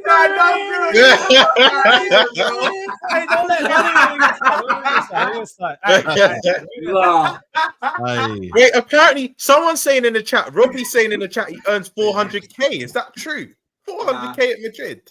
Nah, he's Madrid like 225 at Madrid. I wouldn't be surprised if it's. But you know, it's because they have a base wage and they have a massive bonus. They get fat bonuses and stuff like that. So it's probably including that, but. Now, I'll be honest, I don't see Rodrigo coming to Spurs. I don't see Rodrigo leaving. Really going for him. Man City really doing the window, you know. You know what, Joe? If you didn't get Xavi Simons, I feel like you lot would have went in for him. That's Chelsea. The wages, though, bro. Like with us, our wage structure is like at a point now where everybody's around the same. You know, Xavi Simons on big money. Xavi Simons on 190k a week. He's gonna get less than that. I don't think he gets less. You want to bet? He gets in and around the same. Bet? No, he doesn't get much. You guys are paying him 150 plus, and this is the thing. Everybody else. Wait, Saeed, was we not on this show looking at Chelsea's wages a few weeks ago when we completely debuffed this lie that they don't pay a lot of money when they had like 7 players above 150k a week? Yeah, but why is 150k a week the benchmark now? That's a normal wage. That's a normal wage for a top end at the top end of the. I agree. We've been told that Chelsea don't pay a lot in wages. 150k a week is a but once again, why is that the money? You're not answering my question. 150k a week is a heavy wage. It's a big wage. That's not a heavy wage. You have elite players. Maybe for your no. Let's have it right. Ron, you don't want to talk about your club because you pay too much. No, we pay big wages. No, but that's what I said, George. For your club, 150 is a lot. We all pay. We're actually like paying 150. And by the way, George, I just checked. Simmons is on 100k a week. What are we doing? It's 100 plus bonus. Check it out. We're fine. No. His bonus is a guaranteed bonus. The way it works in Bundesliga is guaranteed. Bonuses. It's a guaranteed bonus. We're okay with paying bonuses. That's the last. Let's have a look at Spurs. I looked at him because I was looking at him from Tottenham. I know how much he gets paid, bro. Bonus is good, man. Let's look at Spurs' wage slips. Spurs is low. I'm saying when was bonus above 100k? That's what I'm saying. It's like we're okay paying bonuses. Bonuses is not a problem. That means you're performing. The way the bonus structures work in Bundesliga Children's League is very different to the Premier League. That's what I'm just trying to explain to you. They have a guaranteed bonus structure type of things where players get a certain amount and then plus they get a guaranteed bonus. George, Joe's right. Bonuses are like add-ons. If you have to pay them, the player's done well. Like it's a win-win for all. That's what I'm saying. But I'm not making it bad. I wanted Xavi Simons. He's the one arguing it. You're making it seem like Chelsea have got such a great wage structure. It is really, bro. But if you look at it, pay a lot of money. I just think that me and you, the way that we think about like what is a top end wage is different. Like you think 150 is a top end wage. I think anything over 2 is a top end. Put United's up after as well. Let's have a laugh. I think anything over 2 is a top end wage. I think we'll probably have. I can guarantee 4 or 5 players above 100k a week. I know Spurs don't pay no money. That's one of our biggest problems. 100k a week isn't bad though, George. No, it's not. It's low. The 100k a week's low. Like that's what I'm saying. Anything in and around 2, that's when you start to actually look at it as a serious. Look, 4 players. I see that. Kulu, Romero, Madison, Son. That's how I would expect. Not bad. That's what I said to you. Yours not bad. Yeah, was really good. Would you not agree? Really would you not agree? If you're earning 200k plus, you have to be within the top 5 players. You're an elite. Yeah, big club. You need to get 200k. You should be one of the elite players in the Premier League. Yeah, You need an elite player in the Premier League. I agree. I actually agree with George's standpoint with regards to 150 being a significant wage. I do. I think the other clubs like Chelsea, because of their previous wages and money that they've given out to other clubs, I can see why there's an argument there. I think that's fair. I didn't realize Spurs' wages and just from that list there were actually as low as that. They're lower than you. We're one of the lowest. I actually didn't realize they were that low. I told you it's really low. We don't pay money. That's why we don't get make sales too, though. That's the thing. They make sales too. That's the thing. It's like they have revenue streams that we can't comprehend how many revenue streams Spurs get. Like they got a whole nother volume of revenue streams that we don't have. Maybe it's not as appealing to us because we don't want concerts in our stadiums and we don't want F1 playing being in our stadium. But Spurs make money, bro. Like that's George. Would you say for what Son? I'm not speaking about the last 2-3 years, by the way, but for what Son's done for your club, 190 is kind of low. Like maybe should be in the 200s. Because he's been on that. I think he was on a higher wage before, and then he signed that deal maybe like 2 or 3 years ago. So that was in his last Spurs. I'm pretty sure he had a mid contract. He had like 220, 230k a week in between. Let's be real. Like if we're talking commercially, what a player does for the club they are at, then Son. He's number one. Be one of the highest paid players in the Premier League. That's why he is. Yeah, it's like that is relevant. Like the fan base. He's leaving this summer anyway. So wait, he's not going to. I think you've got a North London derby on Thursday, innit? Thursday, yeah. Son's there's going to be Son fans all around. You're going to see. I guarantee you see Arsenal guys with Arsenal shirts with like a Son on the name. I guarantee you Son on the back of an Arsenal shirt. By the way, talk about Arsenal. Yeah, I just wanted to give this. There's a lot of hype around this Max Dowman kid. Yeah, and Arsenal fans are saying is he generational? Is he coming on Messi? I've heard. Messi, Rooney, they're comparing him to Rooney. Saeed, make sure you call out D tomorrow because he put glasses on and think that he could get away with those statements. This is the best youngster I've seen since tomorrow I'm gonna. Did any of you guys watch the game against us yesterday? Yeah, I watched the first 20 minutes. Was he that good? Did anyone see him? Because he only came on in the second half. Did anyone watch it? I watched him. Honestly, the guy, the lad, I'd heard about him before because I'd also fans talking to me about him. The guy's sensational. The guy plays like he's an elite level player at 23, 24 years old. The lad's 15. Honestly, like the way look, it's Matt Target, so like I kind of expected it. He absolutely gave him nightmares. Like I'm surprised Target weren't asking to be subbed after 5 minutes with him. Like Joe Linton smashed him one in the mouth, and then any other normal 15-year-old probably would stay away from him. He went back for him. He went for him again. He tore Joe Linton in and out. He caused Joe Linton to push him over to concede the penalty in the end. Like, and to be fair, the amount of respect that he got from Newcastle United players, they went up to him and said, you could see them mouthing it like fair play, like keep doing what you're doing. There was a lot of level of respect there. But watching him play, you'd think that he's been playing at that level for 10 years. Like he is a serious player. I wouldn't put him on Messi levels, but like there's people now talking about he could be within an outside chance of the World Cup next year if he starts and plays. And I wouldn't be against that mindset. He's World good. Cup He's team. very, very good. Well, hey, This is just the one thing. problem I don't know with if you lot have seen. Bro. My head is about to explode. World Cup. Nah, One game. My One head's game. about to explode. World Cup in England. That's what Are that's we been reported. What I'm saying, that's been reported. That's what's been reported. Bro, I'm sorry. even bro. Troops went I'm overboard as sorry, well. bro. Shout out to This Troops. has gone He way said he's too the best fucking thing to far, come out of bro. Arsenal. I said, do you remember Wilshere?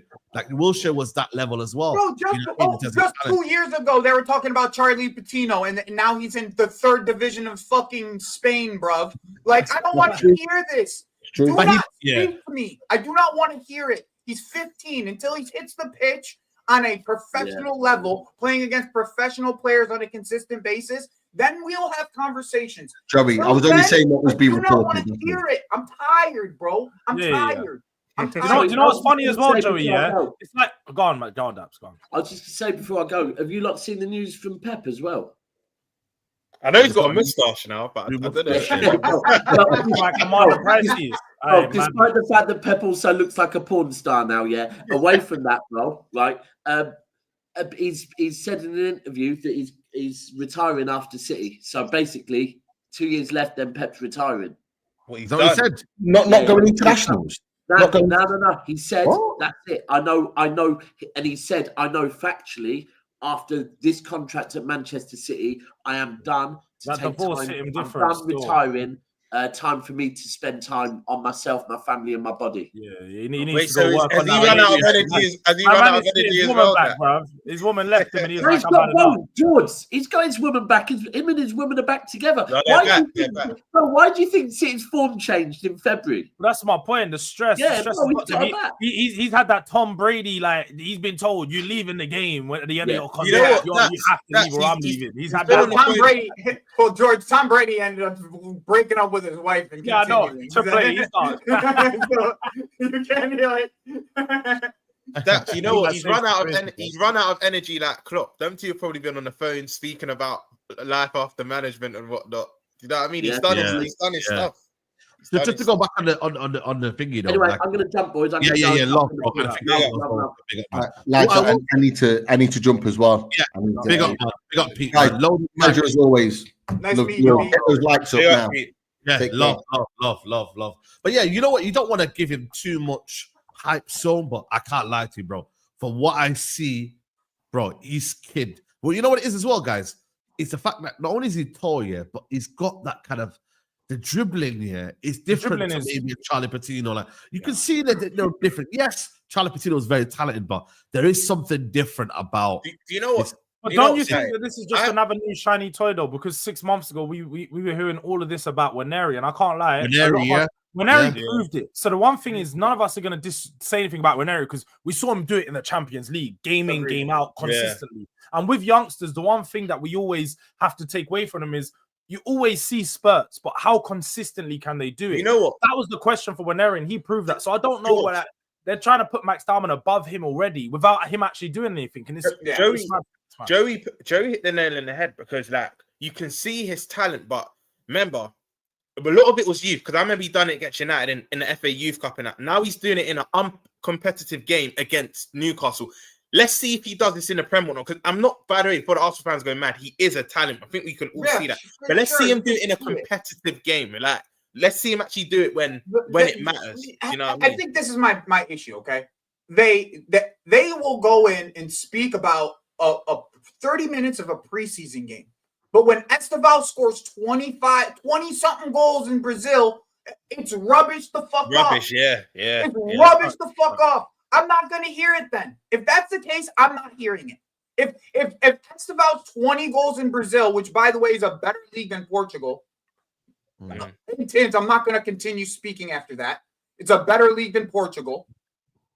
He scores 20 goals in 10 assists, and it gets rubbished off at 18. I'm not going to give a 15-year-old in a preseason game any credit. They can kiss mine. And you know the thing is as well, yeah, is at 15, he's still got such a long way of like growing, maturing, Brother, he's 20. building By the time he's 20, in It 2030. could be a whole different body type, bro. The guy could be taller, he could be bigger. He's got to work. Like, look at do you know what? Look at Havertz. If you look at Havertz from Bayern Leverkusen to him now, they're two completely different players because how long he grew, how big he got. Yep. Like, he's not as agile, not as silky and technical as he used to be. He's not that same player. He had to change his game. I'm not saying it's going to be the same for Dowman, but when a kid's 15, you have to give them that 2 to 3 years. Let him get to 18 and then start to evaluate him. He's way too young right now. Way too young.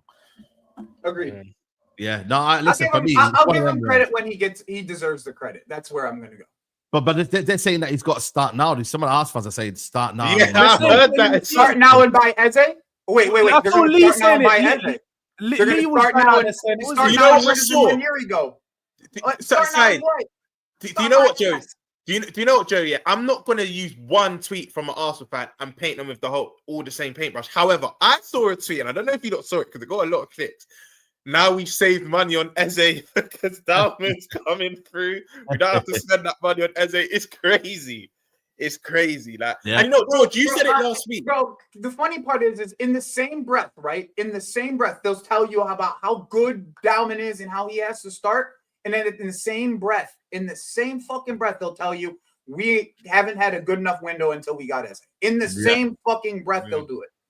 Yeah, facts. I think, George, it was last week on Midday Live when we'll speak about young players starting and whatnot. And I was like, yeah, you need to give them a chance. But I think it was you that were saying sometimes it's the mental aspect though. Can they handle playing in front of 50k or 60k getting onto you and whatnot? So we just need to take time with him because the talent's undeniable. But we just need to take time. Undeniable, man. I think he's like quality wise on the ball from what I've seen. He could be everything that you want him to be. But like once again, like you can't like just say at 15, bro. He's because he's another player that even we spoke about him in this stream. A player like Harvey Elliott at 16 was having this type of technical level, and people were ranting and raving about how good he was at Fulham. But it's been able to grow, having that time in a position, being under. There's so many conditions that it takes to actually reach the top level and actually maintain a certain level of consistency. There's so many things. Yeah. Who was it that mentioned him last week? Karatoko Dembele. Listen, I think I've butchered that. Yeah, he plays for QPR, doesn't he? Yeah, now that's what I mean. 13. But Joey, at 13, I think he was playing in like training first team or playing first team, and everyone's like he's the next big thing. Now you're at QPR. That's why you just need to. Exactly, bro. Exactly. I'm not hating, bro. I'm just like my problem is that Arsenal fans do this yearly. Okay, it's yearly. It's a new youngster. Every year, it's a new youngster that's going to come in and hit the ground running and do all these things. Last year, they actually had it happen. But normally, it doesn't work out that way. It normally doesn't work out that way, especially at 16, 15, 16. It normally doesn't work out that way. Yeah. Let me grab your super chats, man, before we wrap up. Newcastle will get Sesko. If it bends Liverpool, I think I read that one as well. Poole should sign a DM. If they don't get, then Wirtz should play left wing. Szoboszlai, Gravenberch, McAllister will work. If they bench Szoboszlai for Wirtz, their midfield would not work. Even if they sign Isak, Arsenal are the favourites. And I'll just debunk this quick. So go on. Yeah, let me get the super chats, and we'll get through. Pete, you got to be careful. The way Boyan, Kevin Danso, aka Baby Ice Cube runs, TV's moving. We might go in and leave you with crumbs. George, when the Europa League does not put you at a big man's table, you lot are more like the dog under the table waiting for scraps. And George, you don't let us get Rodrigo. Big up LJ. Side, can you put the one back up about Liverpool Szoboszlai? Let me debunk this now, right? Onslaught, and it's evident by him going in for Zubimendi. I think we want to go down that total football approach where we don't really want that destroying DM as such. Our defense, in some ways, is our form of attack where we want to kill teams to death with possession. And it's evident by us identifying Zubimendi. Now we promoted Gravenberch to that DM role. Everyone thinks we want this belabor type and this destroying DM. We've moved away from that. We've actually moved away from that. And is it a risk? In some ways, yes, because when we go away to Stamford Bridge, when we go to Arsenal, when we go to Man City, the transition, we might be a bit weaker. We accept that. But I think Slot's taking that calculated risk, having 3 technical midfielders in Wirtz. Because Szoboszlai won't start, in my opinion. The big games he will, but the majority of the games, our midfield 3 will be Wirtz, Gravenberch and McAllister. I feel like he's trying to do what PSG similarly do, because you wouldn't say Neves or Ruiz or Vitina they're destroyers, but what they're very good at, they're very technical. And you can't really get the ball off them. I think we're kind of trying to go down that route. So everyone associated with this destroying DM, we've moved away from that. This is not a clock team anymore. I think we're going to have that calculated risk trying to play total football. That's what I think will happen. And like I said, Samba, Szoboszlai will start in the big games, but I think the majority of games, Szoboszlai won't start. And that's why we've gone for Verts. That's my opinion. I agree. Guys, big up to everyone who's locked in, man. We're trying to get to 1.5k likes, man. What a show this has been, man. Box office show.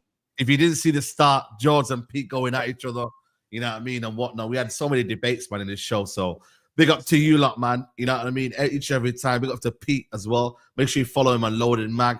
Obviously, Daps, South Stand. We had a South Stand. And yeah, man, Roms, big up, man. As always, man. Come on, big up Joe, big up Daps, big up George, big up Pete, man. And the chat as always, you know, always killing it, always making me laugh, man. But yeah, man, big up and have a good week. Prem only 2-3 weeks away now. We're nearly there, you lot. We're nearly there. Less than 3 weeks. Less than 3 weeks, man. You know them ones there. Big up to my guy, Joey, man. Thanks for joining us, man. I think it's your debut on the channel, so big up, man. Thank you, man. I appreciate you having me on, man. There's a lot of people a lot of my people have been asking me to come on this channel, so like I'm really hyped to be here. I'm looking forward to coming on this channel again, and I appreciate the opportunity. Big up, man. Always, man. Make sure you follow his channel, bro. It's Wab Sport. Links in the description. Joe's one of the most knowledgeable Chelsea fans about. Tell him this all the time, bro. He's one of the best about. Yeah. Absolutely, man. Absolutely. Also, big up to Durag Diaries, man. Big up to you, bro. Come on, bro. Come on. Literally heading over straight. I'm going to be doing North Divide with Hooks. We're back going into the season. So 2 p.m. straight after this show, we're going to be doing the North Divide. Just hit 3K as well. So big up to everyone who's on the support. Come on. We're reaching goals. Rolled onto the 4. And yeah, man, as you guys know, good, very, very good show. Had to bring the entertainment as soon as I came on. Come on, people. Come on, man. Big up to everyone locked in. Guys, my clip channel, I'm like 30 away from 10K. So if you lot can go to my clips channel and just sub right now, 30 people, I need to sub to reach 10K. So if you lot could do that in the chat, mods, anyone who's not subscribed, please do that. And yeah, like I said, I'll be back later on 5:30 for the Straight Jacket podcast. Maybe the Sesko news might hot up by then, man, and maybe we might see a bid or something might happen, you get? Because Newcastle ain't got no time right now to be moving any slow than they need to. But yeah, listen, people, guys, head over to George Durag Diary Raid, and we'll see you soon. Take care. Peace.